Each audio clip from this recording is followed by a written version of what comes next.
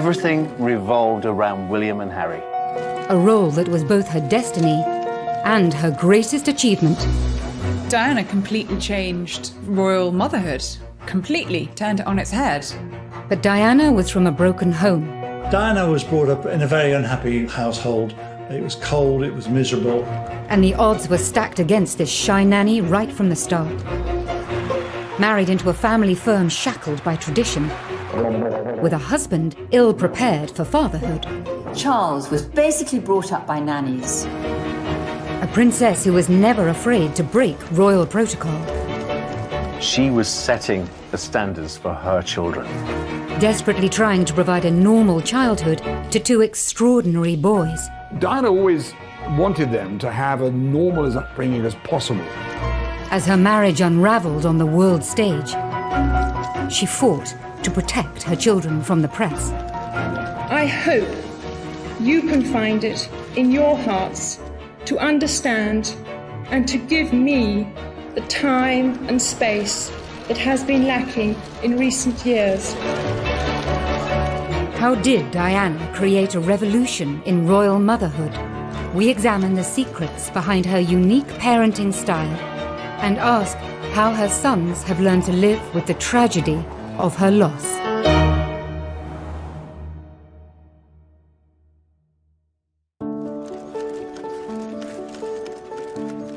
She adored her boys. She'd come in the door and she'd say, "Where are my boys? What are my boys doing?"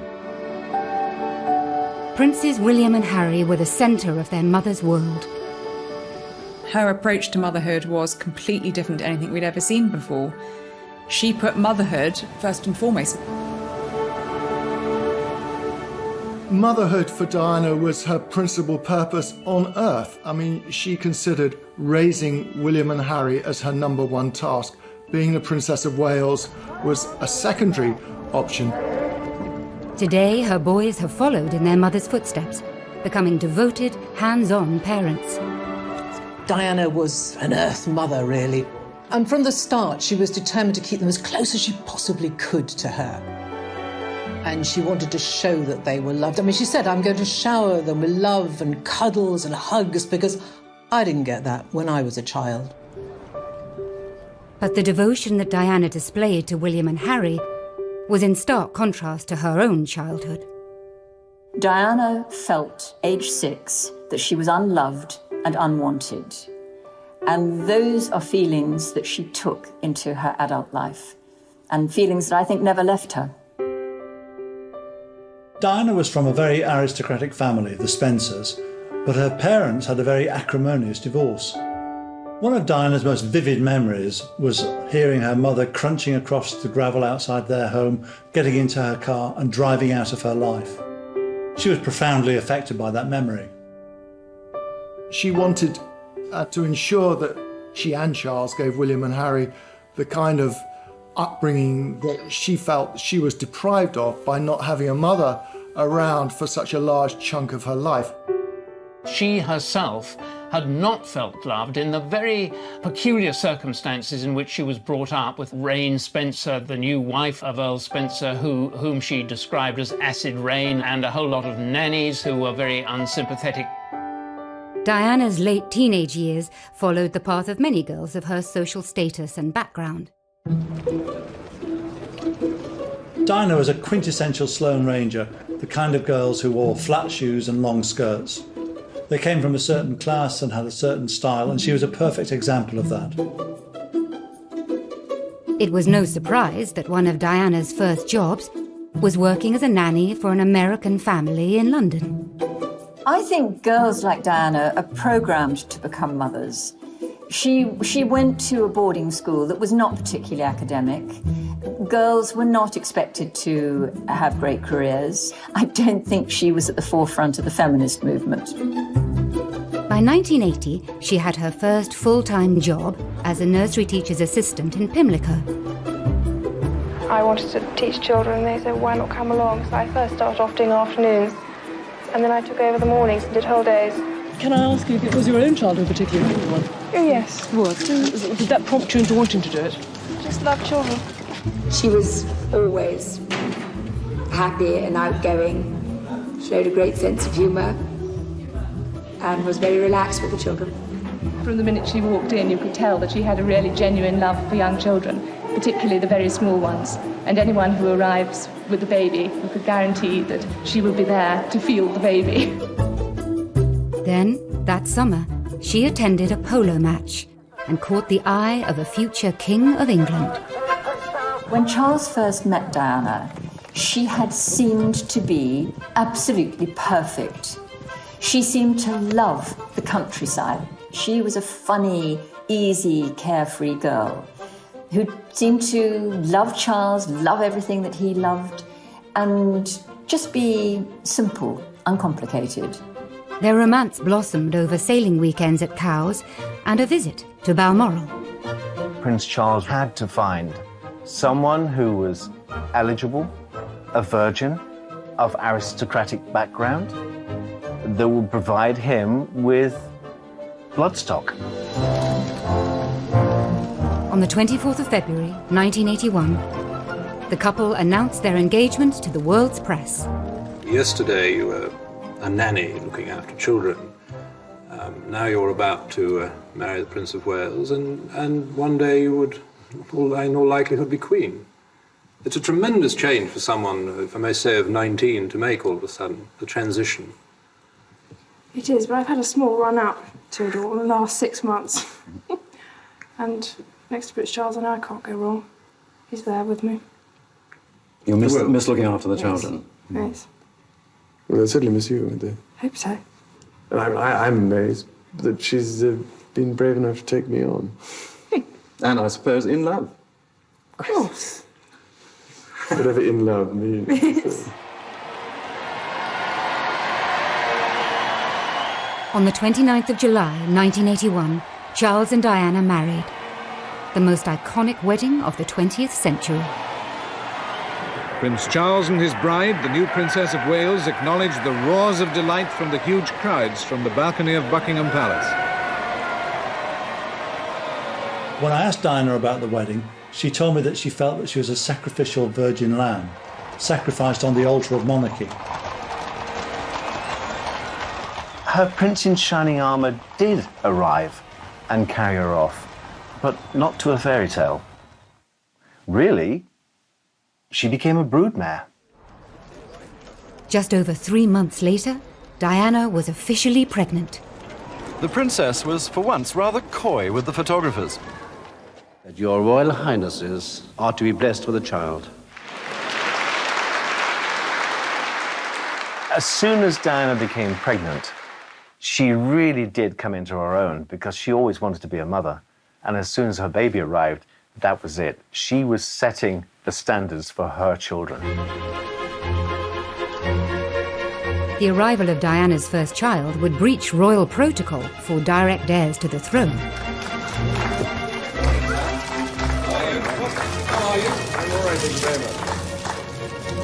Diana was the first to give birth in a hospital. That was unusual at the time. But this was the beginning of change within the royal family. Diana, from the start, was doing things in her own way, and that was a different way. The Queen. It was the moment the crowd were waiting for. He smiled and waved to them. They cheered back. The Queen had given birth at Buckingham Palace, and that was considered the norm in those days. This was a surprise for the royal family when the royal surgeon was told that he wasn't to deliver the baby, and someone else would. 1-0 to Diana. Diana had broken the rules and won. But she was soon to discover that being a royal mother would become a series of battles that would ultimately end in all-out war.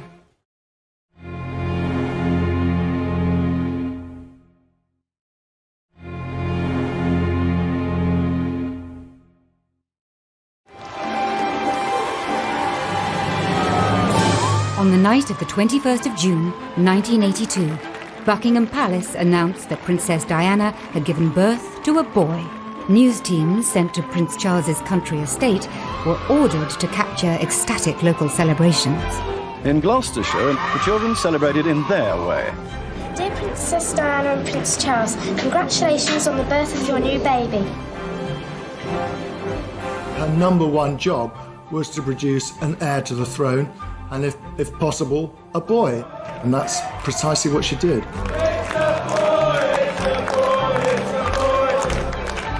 They were both very, very happy when their son was born. You know, that was a real boost. Charles could not have been happier. Charles and Diana's new baby was now second in line to the throne. They have been singing Well Done, Charlie, let's have another one. On the programme of events. Bloody hell, give us a chance. Have you thought of a name yet, sir? Have you thought of a name yet? No, we thought of one or two. Is the princess well? Any bit of an argument about it.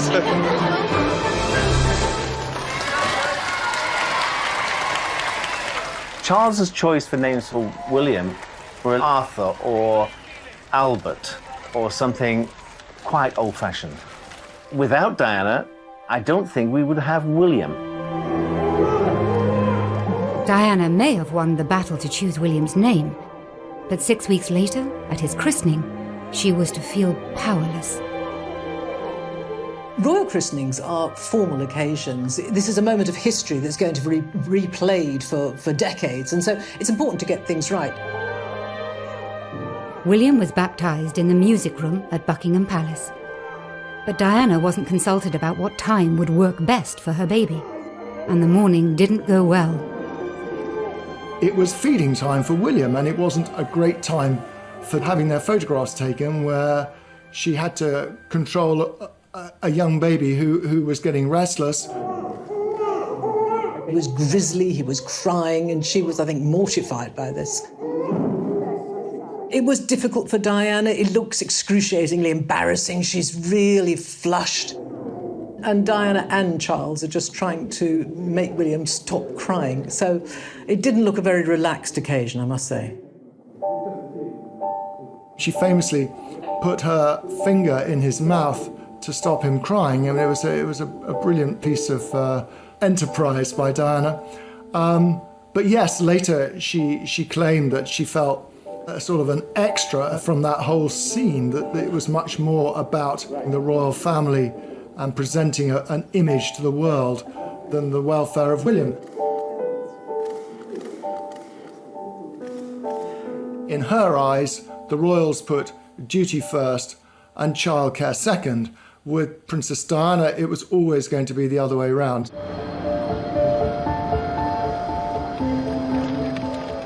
Diana's next tussle with tradition came when she insisted on taking a 9-month-old William on a royal tour. Once Diana became a mother, she did take control of her own destiny. She insisted that William went on tour with them to Australia. Diana caused a huge sensation in Australia when she and Charles went there, taking William for their first official tour. William was just beginning to crawl, so he was about 9 months old. Diana completely changed royal motherhood, completely turned it on its head. She put motherhood before monarchy, and that was not traditionally what had happened for generations of royal mothers and women.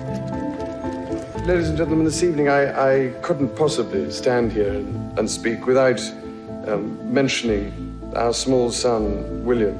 I hope that his presence here has helped to provide that family feeling, which I know my wife and I feel is so important. For Charles, Diana's hands-on approach to mothering was worlds apart from his own upbringing. Charles really didn't have an ideal role model as a family, because his mother, though I'm sure the Queen loved him very much, was away working for so much of his young life. I think he was only 4 when his parents went off on a 6-month tour of the Commonwealth, and he was left with the grandparents and with the nannies. From Lime Street to Euston, where the Queen with Princess Margaret and Prince Charles were waiting. Charles came to greet his mother after her return from a long tour abroad. And it was as though he was part of a delegation meeting the Queen, instead of being her son, whom she hadn't seen for such a long time. So rather than kissing him and hugging him and showing human emotion, the Queen felt that she had to shake hands with him. And in a way, that's who the royal family are. They don't show their emotions in public. Both the Queen and the Queen Mother came from a very different world. In a world where children were pushed away into the royal nursery and brought up by someone else, and they were just brought out at certain times. Prince Charles and Princess Anne famously had a life up in the royal nursery, so very rarely did the Queen see them. They'd be brought down at tea time. A tartan rug will be spread on the floor with a few toys, and children are placed very nicely so that Granny can have 5 minutes with them. Diana broke the royal mould in the sense that she dispensed, to some extent, with the whole nanny state. She breastfed her children, she put them to bed herself, she tucked them up. She was the very model of a modern mummy. Prince of Wales decided to provoke some action, first with a handkerchief and assorted noises.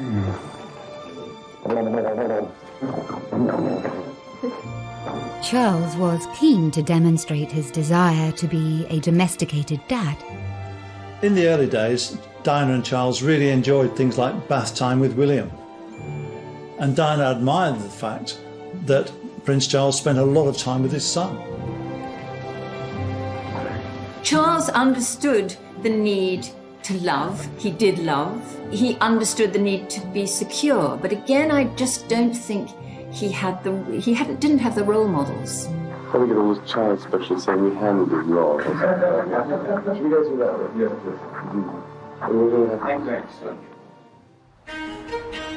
that? Less than 2 years later, the couple were delighted to announce there would be another addition to their happy young royal family. The Prince and Princess of Wales were at their London home, Kensington Palace, when the announcement was made. Within an hour, a crowd of well-wishers had gathered. I'm absolutely thrilled. I think it's wonderful. She ought to have 6 or 8. You think so? Yes. Well, she said she wanted a large family. She's a good mother, and they can afford it. And lovely, what could be nicer? She's done everything right, 100% perfect. We're very thrilled about it. Prince of Wales needed to find a bride who could provide him with children, and it was Diana, and that's precisely what she did. The House of Windsor was secure. Like any father, Prince Charles was keen to introduce his two sons to each other at the first opportunity. And so it was that Prince William was led by the hand back to the room where he was born 2 years ago. William, of course, was excited about seeing his mother again, unaware and uncaring that he was also to visit the new third in line to the throne. Prince Harry was born on the 15th of September, 1984. The tiny bundle in the white shawl was receiving his first sights and sounds of the outside world, but from the glimpse we saw of him, it appeared he was fast asleep.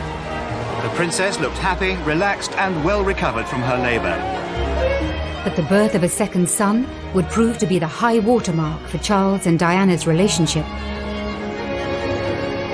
During her pregnancy with Prince Harry, Diana told me that she'd had the happiest time with Prince Charles. But the shutters went down after the birth of Prince Harry. Prince Charles said, "Oh, it's a boy." He wanted a girl, and he had red hair, so he was a Spencer. She said that something in her snapped after Harry's birth. Diana was a very, very complex character, and I think she was a very damaged character.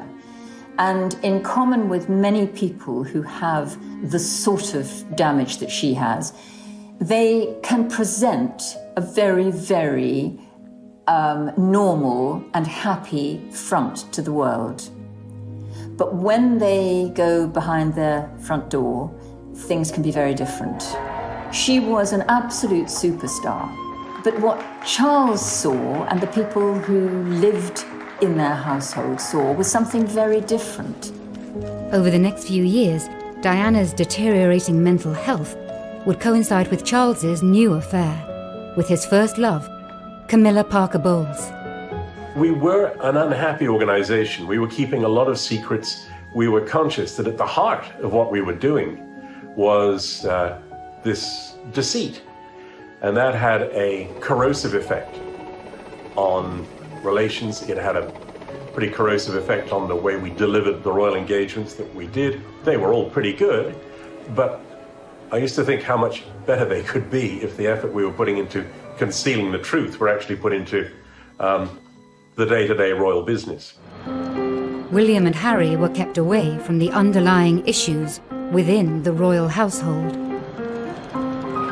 Despite the ordinariness, if you like, of the William and Harry's childhood, there were huge numbers of staff. I mean, Diana liked having people to take care of her, as does Charles.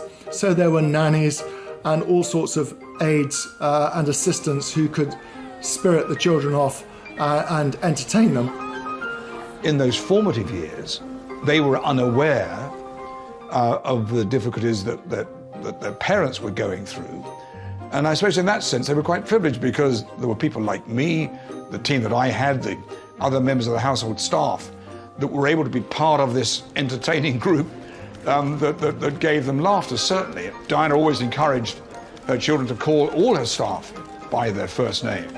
She saw everybody within the household as an integral part of that family. And thus enabled William and Harry not to be distanced from them, not to be sort of completely isolated. They had the completely free roam of the palace. And I think that's a good sign. But by the late 80s, cracks in the marriage were wider than ever.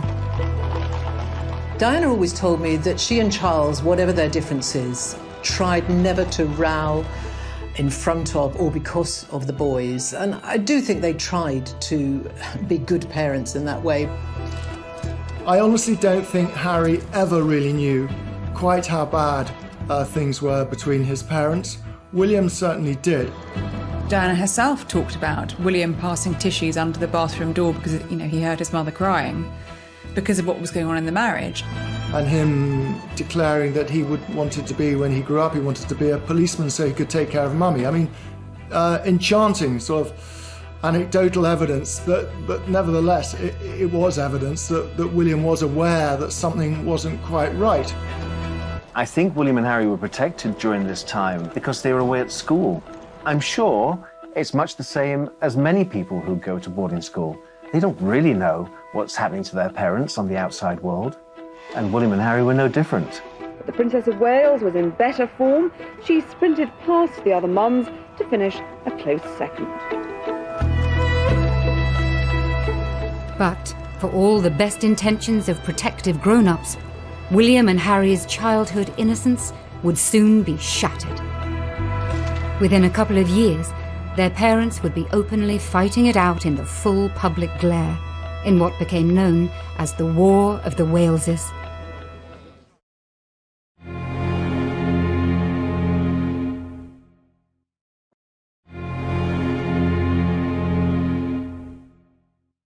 Ladies and gentlemen, His Excellency the President and First Lady. In 1992, Charles and Diana toured India and Korea. It proved to be a PR disaster. Diana appeared to be reveling in revealing the cracks in her marriage, with missed kisses, isolated photo calls, and moments of misery. In the UK, a series of newspaper stories had created a tabloid feeding frenzy. The scene is now set for a major circulation war between the tabloid newspapers. At the very centre, once again, the private lives of the Prince and Princess of Wales. Now the boys were older, more aware. The breakdown of their parents' marriage could no longer be hidden from them. It was very difficult for William and Harry to have to listen to their parents' marriage disintegrating in public. It must have been a nightmare for them.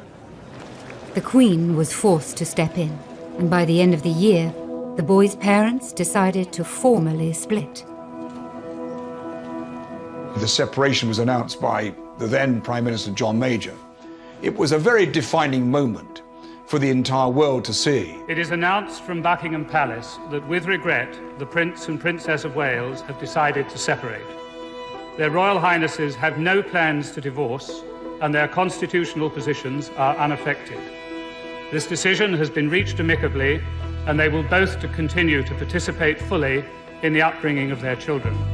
I think the boys were very unhappy and sad when they separated, but they knew it was coming. I mean, Diana told them, and Charles spoke to them too, about what was going to happen. So during the week, the boys would still be in their same bedrooms at Kensington Palace, and every weekend they would then go to Highgrove for the weekend anyway, and that sort of routine carried on. And at one stage, one of the boys said to Diana, actually they were now getting double everything because they got 2 holidays, 2 skiing holidays, 2 summer holidays. And of course they were sad, but William certainly realised that his parents just no longer could live under the same roof. I think Harry said he didn't see enough of either of his parents because they were constantly shuttling between the two as the separation happened. They both saw a lot of things that a lot of young children aren't exposed to. It definitely affected them very deeply. Aware of the public and private pain that her boys were exposed to, Diana then made a shock announcement, inspired in part by her desire to give more time to her children, away from the spotlight. When I started my public life 12 years ago, I understood the media might be interested in what I did. Clearly, Diana had snapped at that point, feeling that the media were intruding on her privacy, but more importantly, on the privacy of her children. But I was not aware of how overwhelming that attention would become, in a manner that's been hard to bear. She felt if she retired from public life, it would give her breathing space. Time to be with William and Harry, time to repair her relationship with them. I hope you can find it in your hearts to understand and to give me the time and space that has been lacking in recent years. Of course, her focus was going to be very much on the boys. I mean, I think she wanted to be around more to perhaps to talk to them, to help them if they wanted it, to discuss their lives. My first priority will continue to be our children, William and Harry, who deserve as much love and care and attention as I am able to give, as well as an appreciation of the tradition into which they were born. A month after her separation from their father, Diana treated William and Harry to a surprise holiday on a remote Caribbean island. We arrived on the island of Nevis, free of the press for 2 days. She was there with 2 friends of hers that had their children. She'd sort of, picked up 2 roaming children within the hotel and said, "Look, come and play with my sons." They were the same age group. She became the Pied Piper of Nevis for a while, just gathering in these people from this small plantation inn. I've always said that this holiday with Diana's friends was probably one of the best holidays that she'd actually had. This is a rare glimpse of the real Diana, seen here with 8-year-old Harry, now removed from the restraints of royal protocol and hidden from the gaze of the press. Diana is free to be the fun-loving, hands-on mum. This was a new chapter for Diana as a mother. She and Charles were now modern co-parents, sharing the duty of raising their sons. They got very used very quickly to having these 2 lives, one life with Diana and one with Charles. But of course they were as devoted to their father as they were to their mother. I mean, Charles gave them wonderful holidays. They loved being with the rest of the royal family and doing all those things they did. Now that she was on her own, Diana sometimes treated William and Harry more like confidants than sons. She treated them as equals. And in many ways, they were adults before they should have been. Because of the trauma they've been through in their lifetime, they grew up very quickly. Diana was a very, very loving mother. There is no doubt about that. But I do think that she perhaps shared too much of her personal problems with them. They were children, and I think it's very difficult for a child to see a parent's raw emotions. William once very shrewdly observed about being with Diana that there's always a crisis with Mummy and things are much calmer with Papa. Yet there was one area of her life that Diana was determined to keep private from her sons. I think Diana would have trodden very carefully when she was introducing new men into the boys' lives. I think that was always uppermost in her mind. And I think many of her relationships were secret. She tended to conduct these relationships when the boys were away at school. She was very conscious that it would be difficult for William and Harry if there was a strange man around the house. And that actually didn't happen very often. One or two called in when the boys were there, but she treated it in a fairly light-hearted way, and the children didn't get confused by it. But when a new woman came into her sons' lives, Diana was anything but light-hearted. In 1993, Charles hired Tiggy Legg Burke as a nanny to the boys. The relationship between former royal nanny Alexandra Legg Burke, or Tiggy as she's better known, and the Princess of Wales has been the source of much speculation ever since she first appeared in royal circles. Diana was said to have resented her high-profile role as Girl Friday and mother figure to Princes William and Harry. Diana accused Legg Burke of falling pregnant with Charles's child and was furious with the nanny for allegedly smoking constantly in front of the boys.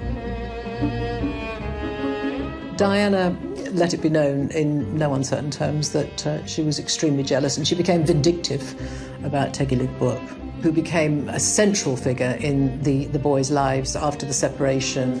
They really got on so well with Tiggy. But for Diana, it must have been hard. She knew that they were out and about enjoying themselves, hugging, sharing with another woman. A possessive Diana was determined to keep her boys in Kensington Palace, as close to her as possible. When it came time for William to go to public school, she bucked the royal tradition of sending royal sons to Gordonston in Scotland, insisting on nearby Eton instead. That schooling gave William the opportunity to spend time with his schoolmates at their home, and virtually every other day that during term time, his schoolmates were invited back to Kensington Palace. Eton is the perfect choice of school for a royal child, really, because the Queen at Windsor Castle is just across the river, and William and Harry did both go and visit the Queen and their grandfather and have tea with them, or they knew people. They were comfortable there. It was the right choice, I think. But just as life seemed to be settling for the boys, a new round of public warfare broke out between their parents. Then there were the television programmes. This time, the headlines were of their own making and took the War of the Waleses to a whole new level. First, Charles was interrogated into confessing his infidelity by Jonathan Dimbleby on ITV. Did you try to be faithful and honourable to your wife when you took on the vow of marriage? Yes, absolutely. And you were? Yes. Until it became irretrievably broken down. Then Diana rubbed salt into old wounds a year later, when Martin Bashir made the scoop of the century on BBC One's Panorama. Do you think Mrs. Parker Bowles was a factor in the breakdown of your marriage? Well, there were 3 of us in this marriage, so it was a bit crowded.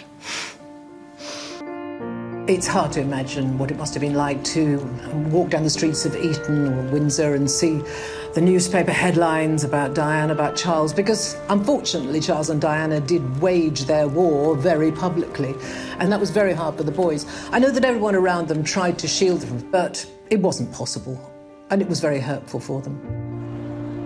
All of that, they would have been teased about it. The embarrassment for them, I think just, it's beyond belief. Her primary concern throughout all the war of the Walesers was for her children and what they would think. She says, I worry how other boys will treat them. Because sometimes children can be cruel. Even aristocratic children going to boarding school can be quite barbed. Charles and Diana finally divorced on the 28th of August, 1996. Life for all the Waleses had at last reached a new normal, and Diana was free to become the woman and the mother that she could never be before. I think she began to put her life together again. She became much more confident. Her self-esteem went up. She then felt, OK, I'm my own woman. I'm going to get on with it. I'm going to do things my way. And if I'm not representing the royal family, I'm going to represent the very best of me. And I know what I'm good at. I'm good at giving tender, loving care. But just 1 year later, almost to the day of the divorce papers coming through, William and Harry's lives would once more be thrown into turmoil and total tragedy.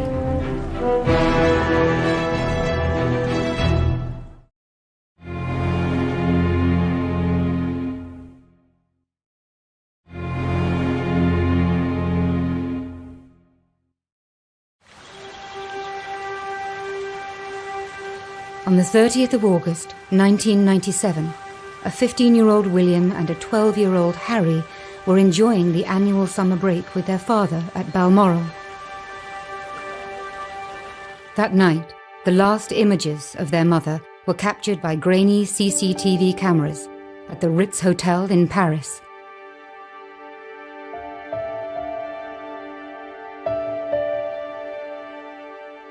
Imagine what it's like being a fairly young boy and your mother dies very, very suddenly, very, very dramatically. You are in one part of the world, up in Scotland. I think both of them felt it was really strange that literally millions and millions and millions of people around the world were commentating and expressing their view on what they should be feeling and how they should be reacting to that. I don't think this public spectacle of two hugely damaged, hurting young boys walking behind their mother's coffin, I don't think it helped anyone. I cannot think that she wanted her boys to go through that ordeal, that trauma. Remember, these two boys are very different boys. One inspired by duty, who knew it was his duty to walk behind his mother's coffin, and the other, not. Harry never wanted to walk behind his mother's coffin. Not until the very last minute did he feel that pang of guilt that he should and support his brother. And that's why he was there, to walk with his brother. I've heard them both at different points talk about how strange they found it, that they were surrounded by all these people, and these people were sort of behaving as though she was part of them, but actually she wasn't. William and Harry were being expected to behave in a certain way, and indeed behaving in that way.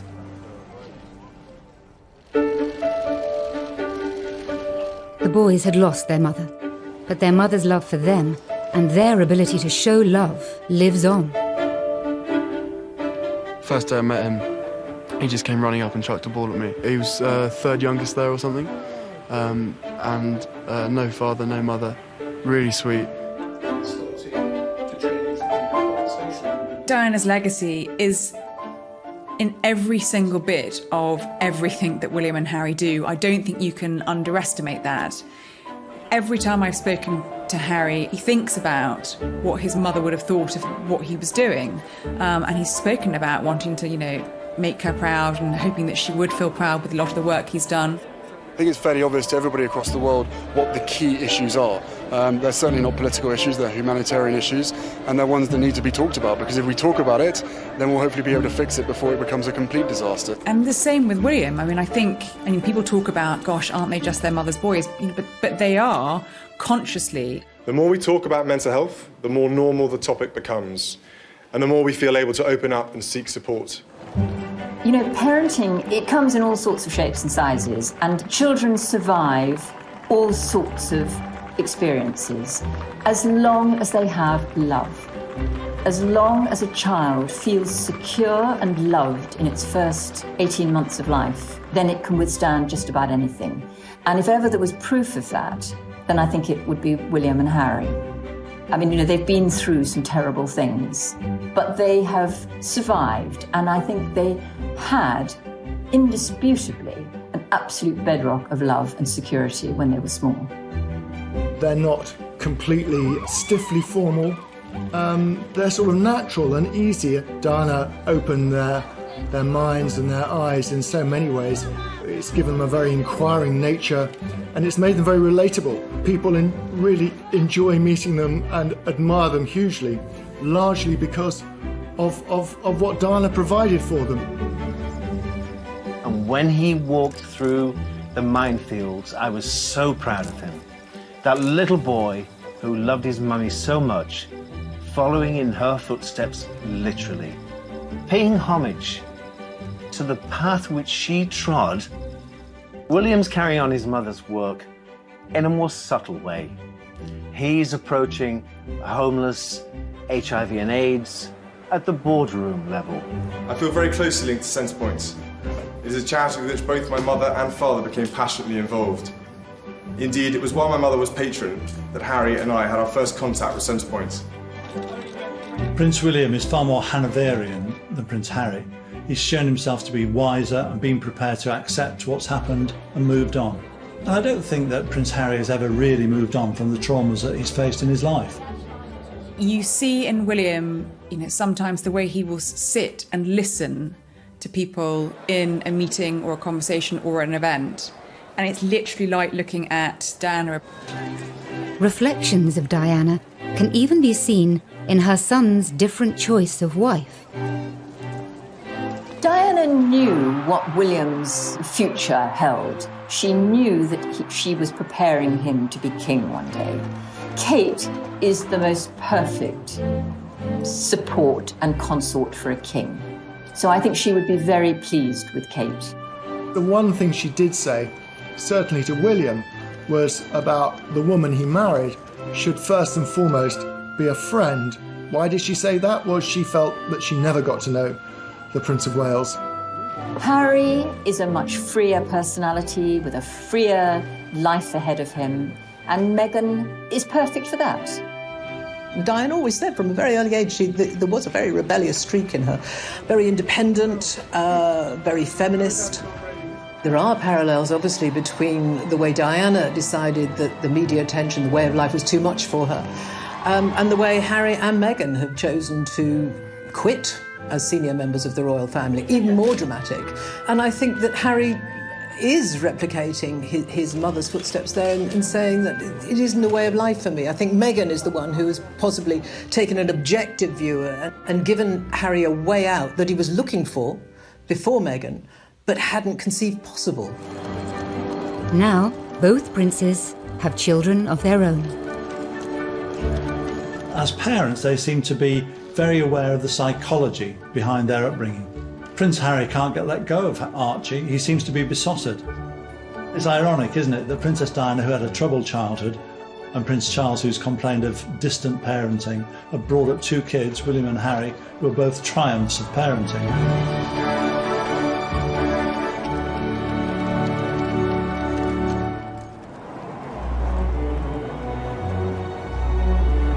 As a mother, Diana was loving, fun, and completely devoted, changing the royal family in ways that we are only now beginning to understand. She was a one-off. We are still talking about her now. Diana completely changed royal motherhood. She put motherhood before monarchy. All future royal mothers have Diana to thank for that.